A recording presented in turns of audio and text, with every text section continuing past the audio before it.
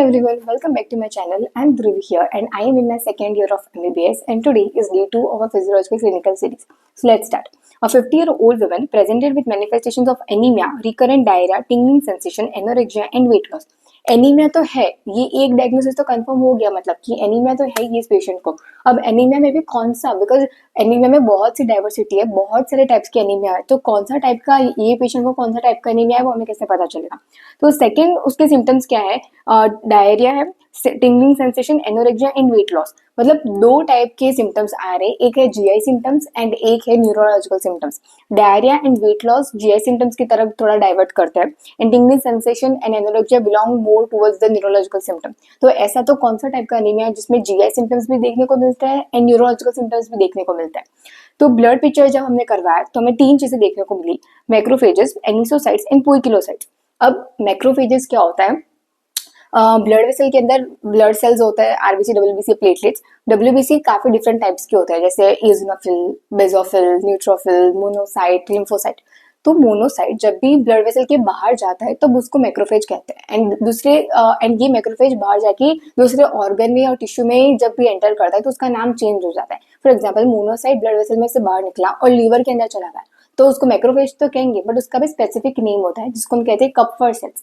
तो ये मैक्रोफेजेस होता है, अगर जिसको ना पता हो तो। सेकेंडली अब एनिसोसाइट एंड पोइकिलोसाइट का क्या मतलब होता है। एनिसोसाइट मतलब abnormal size of RBC and poikilocyte मतलब abnormal shape of RBC. Normal size 7 micrometre in diameter होती है and normal shape of RBC biconcave होता है। तो ये दोनों में वेरिएशन है, आरबीसी का नॉर्मल साइज भी नहीं है एंड शेप भी नहीं, तो इसको कहते हैं anisocyte and poikilocyte. Now serum vitamin B12 levels were low and serum gastrin level were elevated. B12 का लेवल कम है एंड गैस्ट्रिन का लेवल ज्यादा है। ऐसा क्यों हो रहा है, क्योंकि अब ये दोनों का एक सेल से लेना देना है जिसको कहते हैं पैराइटल सेल।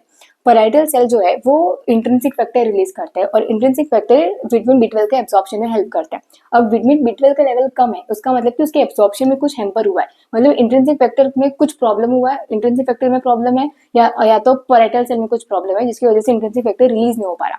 तो इसको हम कहते हैं एक ऑटो इम्यून डिसीज, जिसमें ऑटो एंटीबॉडीज जनरेट हो जाती है पैराइटल सेल के अगेंस्ट या तो इंट्रिंसिक फैक्टर के अगेंस्ट में, जिसकी वजह से विटामिन B12 का अब्जॉर्प्शन नहीं होता एंड उसका लेवल कम हो जाता है। And secondly since parietal cell में भी ये प्रॉब्लम है तो गैस्ट्रिन लेवल ज्यादा हो जाता है, क्योंकि कुछ इंफेक्शन या डिस्ट्रक्शन है बिकॉज ऑफ सच एंटीबॉडीज के जनरेटेड की वजह से सेल के अंदर जो गैस्ट्रिन का लेवल हो जाता है वो बहुत ज्यादा रिलीज हो जाता है and because of which it leads to serum gastrin level very very elevated.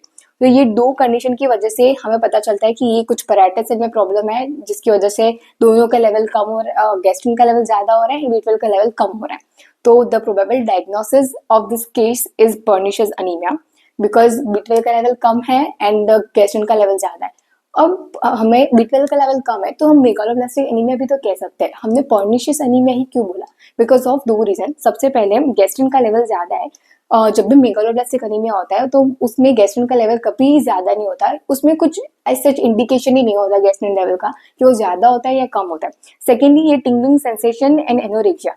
Tingling sensation एक न्यूरोलॉजिकल सिम्टम है जो सिर्फ विटामिन B12 की डेफिशिएंसी की वजह से ही देखने को मिलता है, बिकॉज B12 माइलिन चिप के फॉर्मेशन में हेल्प रोल प्ले करता है एंड जब भी विटामिन B12 की डेफिशिएंसी होती है तो माइलिन चिप में भी फॉर्मेशन में एबनॉर्मेलिटीज होती है एंड बिकॉज ऑफ विच हमें टिंगलिंग सेंसेशन फील होता है।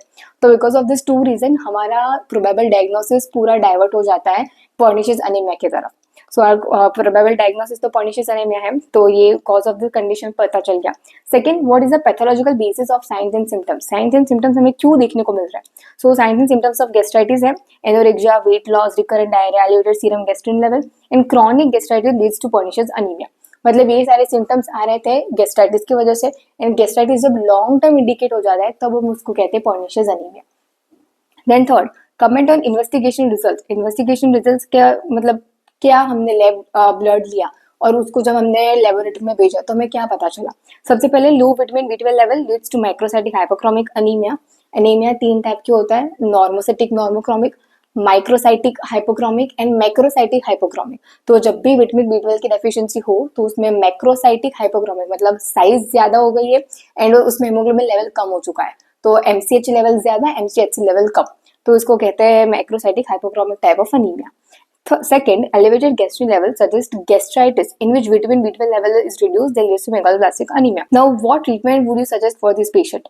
अब हमें डायग्नोसिस तो पता चल गया कि ये पर्निशियस अनीमिया है, तो हमें ट्रीटमेंट क्या देनी है? First of all injectable vitamin B12 level, because obviously vitamin B12 का लेवल बहुत कम है, तो फर्स्ट विल ट्राई कि विटामिन B12 का लेवल ज़्यादा हो जाए.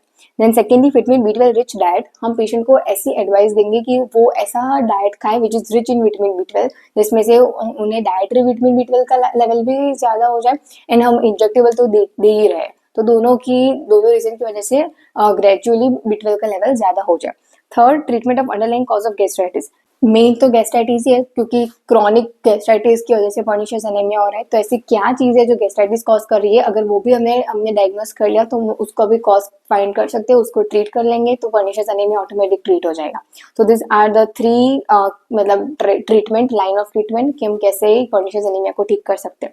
सो this was our clinical series day 2, जहाँ पर I have explain you a clinical case. उसके रिलेटेड 3-4 क्वेश्चन जो तुम्हें एग्जाम में पूछेंगे, एंड ये क्वेश्चन के आंसर तुम्हें कैसे लिखने हैं, कैसे तुम्हें क्वेश्चन पूरा रीड करना है, उस पर से डायग्नोसिस डिसाइड करना है, and then you have to answer such questions. So it was all about physiological clinical day series 2, and if you found this helpful, subscribe to my channel and see you in the next video. Till then, bye and take care.